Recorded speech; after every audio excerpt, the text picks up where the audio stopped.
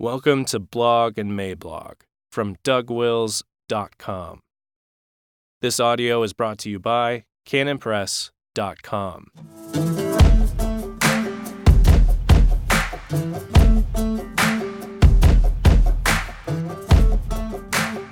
The Effeminacy of Silence, Monday, July 22nd, 2019, by Douglas Wilson.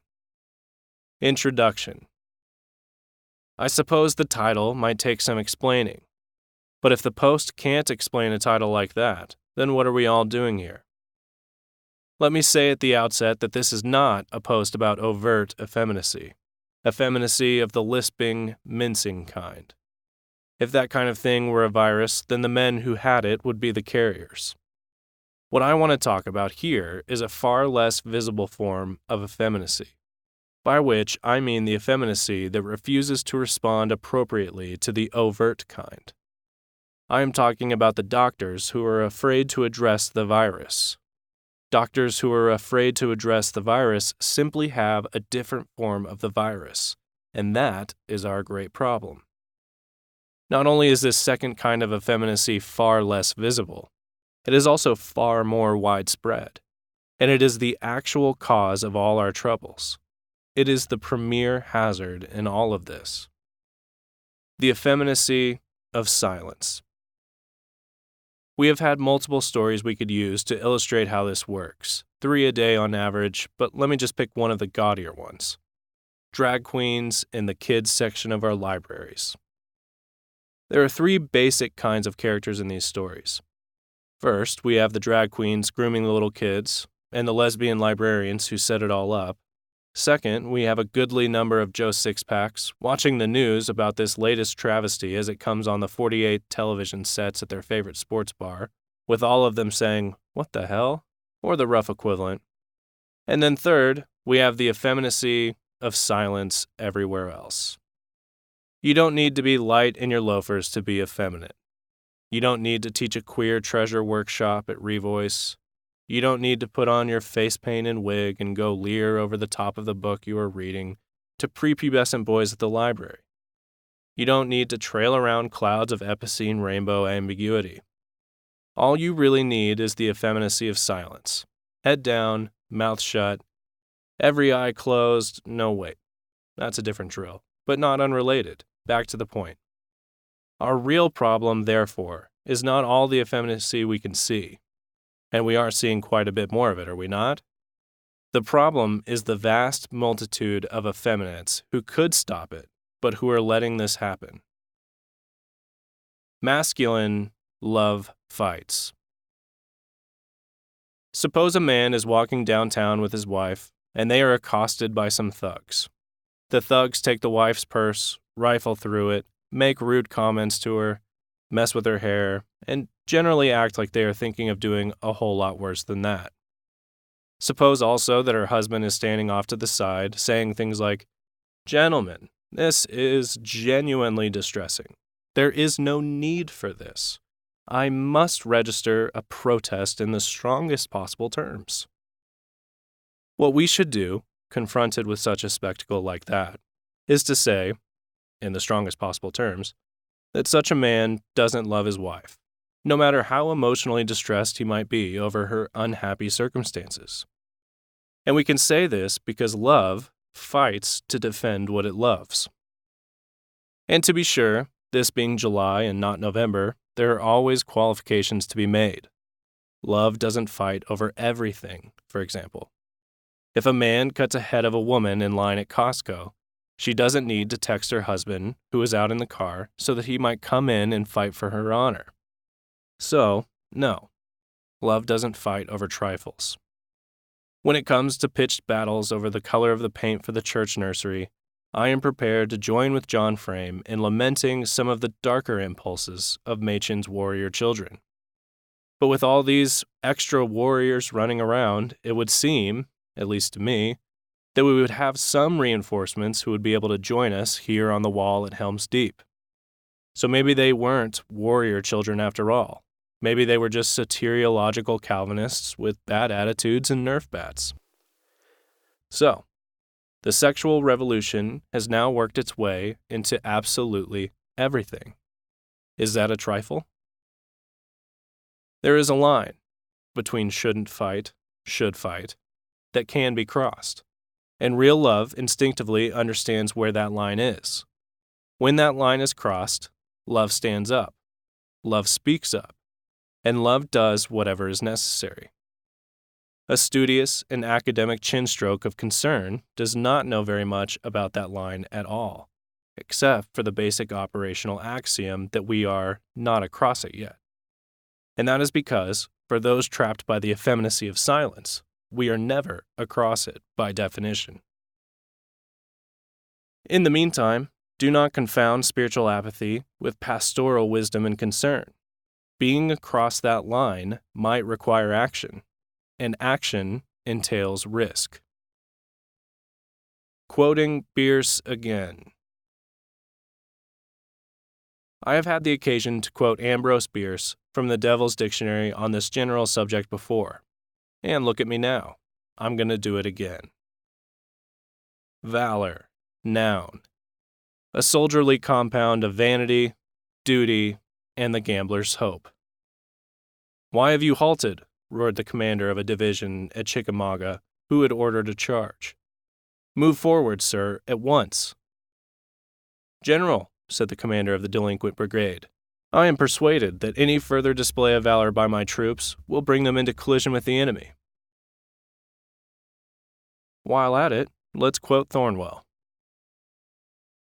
While I'm on the subject of fighting, this brings to my mind a comment made about Robert Breckinridge by the great Southern Presbyterian theologian J.H. Thornwell. What he does with his might. Where he loves with his whole soul. When he hates with equal cordiality. And when he fights, he wants a clear field and nothing to do but fight. So I can spare some of my adversaries some time Googling. Let me just acknowledge that Thornwell and Breckinridge were both Southern Presbyterians who supported the Confederacy, being from South Carolina and Kentucky respectively, and I would like to top off this free information by saying that I don't feel any twinge in my conscience about referring to either one.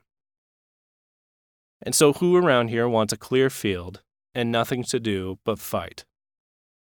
It is fairly safe to exclude Machen's modern warrior children, who are all down in the church nursery arguing over the paint swatches. Reasons. Are there reasons for such silence? There are always reasons for such silence. The one thing we can say about such reasons is that they, at least, are plainly heterosexual because they multiply like crazy. Let me speak in the person of those who will be enticed to offer such reasons. I don't want to be associated with nutcases. The people we are up against are not slow with assigning epithets: racist, bigot, misogynist, chauvinist, sexist, extremist, and more, and because there are genuine exemplars out there who do in fact answer to all those epithets, we in our sweet reasonableness want to make sure to telegraph to the bad guys our deathly fear of being lumped in with those right-wing wastrels. Please, sir, whatever you do, don't lump us in with the alt-right.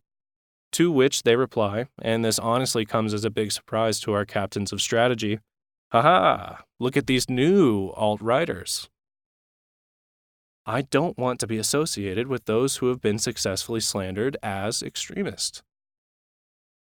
There are others out there who are not extremist at all, and we know, down in the recesses of our hearts we know, that they are nothing of the kind.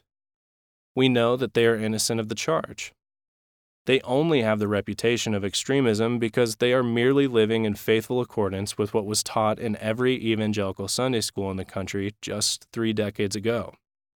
The country has moved triumphantly toward the abyss, and these troublers of Israel have refused to move with the times.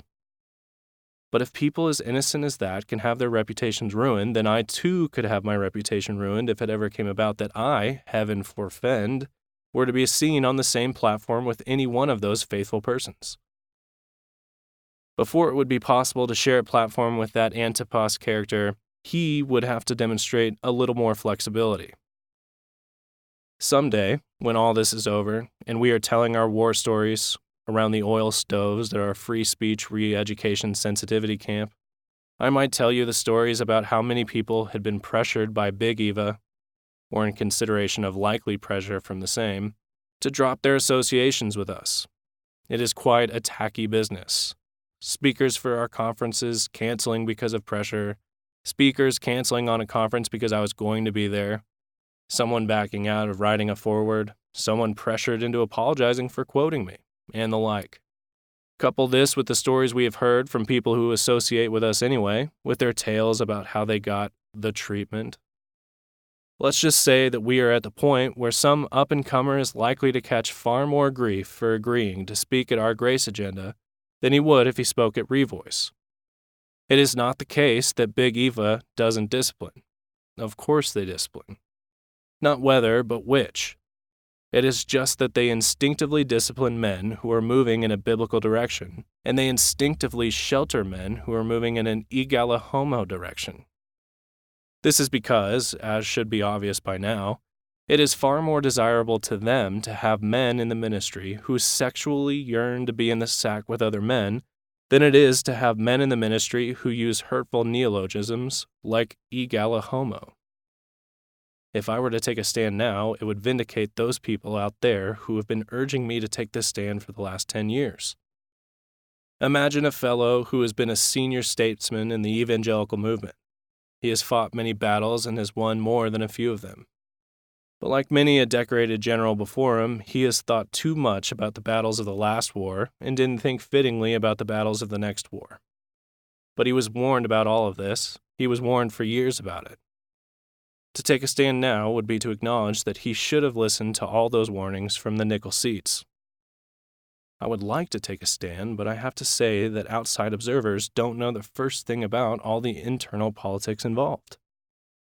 Granted, we don't know the details, but some of us have an approximate idea, having been through some situations of our own. You have the adversaries who somehow got in.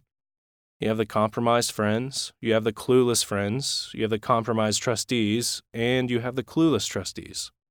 And let's not forget the donors who have to be led to believe that you are fighting more courageously than anybody actually is. I know they fight dirty. And there are some aspects of the old private life that could be taken wrong if placed in an unflattering light. Imagine if Peter were afraid that if he stood up to Annas and Caiaphas, that they might tell how he denied the Lord, but Peter told everybody instead. I have a hard time believing that my beloved institution could go hard left within the space of a few years. So look around. What would you call it then? My wife has reminded me of our mortgage, our connections, and my reputation, in that order. It is better not to say this one out loud because it sounds too much like what it is. Shrinking from the fight. In short, whatever the reason, we have millions of Christian men who have become like the men of Babylon that Jeremiah once described. The warriors of Babylon have ceased fighting. They remain in their strongholds. Their strength has failed. They have become women. Her dwellings are on fire. Her bars are broken. Jeremiah 51:30. It is all there. Ceased fighting, hold it up, failed strength, become like women, dwellings on fire, bars broken down. What about that does not apply to the PCA and to the SBC? I remember the good old days when Presbyterians and Baptists used to vie with one another about who had a more biblical view of water baptism. Now they are vying with each other over whether Presbyterians can capitulate on same-sexualism faster than Baptists can capitulate on racial identities. Not that it matters in the long run. The hordes of identity politics are pouring through the Baptist gates, and the hordes of sexual compromisers are pouring through the Presbyterian gates. But the end result seems to be that the neo-pagans will have taken all the holy city. They will all feast tonight in the citadel. You might say that your eschatology doesn't permit that outcome, or that at least mine doesn't. Be that as it may, that is just another way of saying that our eschatology doesn't permit us the luxury of refusing to fight. And my point is not that our ostensible conservatives are fighting like a girl. The point is that our enemies are avowedly fighting like girls, with makeup and everything, and are doing so in a way that is kicking our butt. In those memorable words of Burke, words that ring down through the centuries, all that is necessary for the triumph of evil is for good men to be wusses.